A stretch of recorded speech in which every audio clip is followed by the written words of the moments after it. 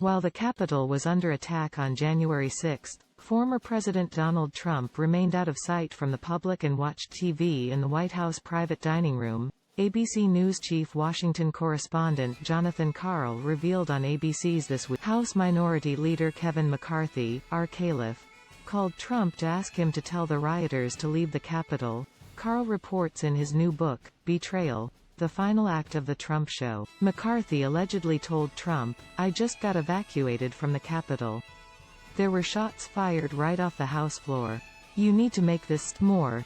January 6 committee to swiftly consider criminal contempt for Steve Bannon, others who ignore subpoena. A source familiar with the call between McCarthy and Trump said the former president pushed back, saying, "They are just more upset than you because they believe it more than you, Kevin," referring to the lie that the election had been stolen. The former president liked what he saw, boasted about the size of the crowd and argued with aides who wanted him to tell his supporters to stop rioting, according to Karl's sources. 2 hours after the riot started, Trump finally acquiesced to recording a video statement. In the message posted to Twitter, he asked his supporters to go home but also praised them. "We love you. You are special, more."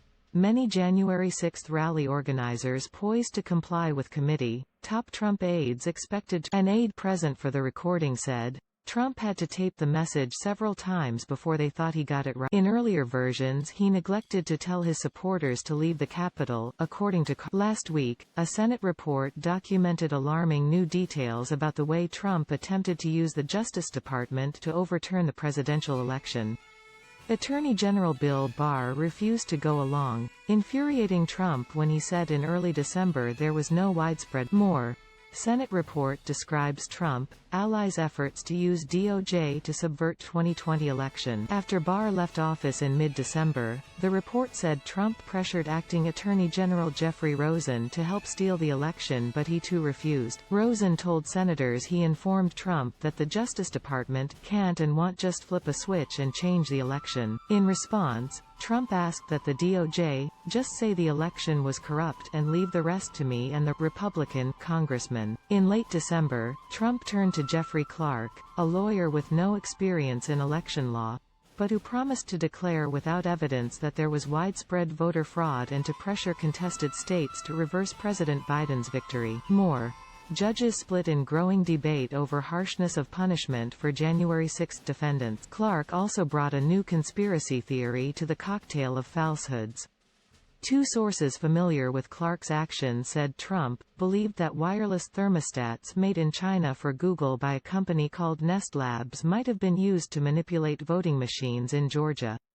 The idea was nuts, but it intrigued Trump, who asked Director of National Intelligence John Ratcliffe to look at a dramatic, 3-hour Oval Office meeting on January 3.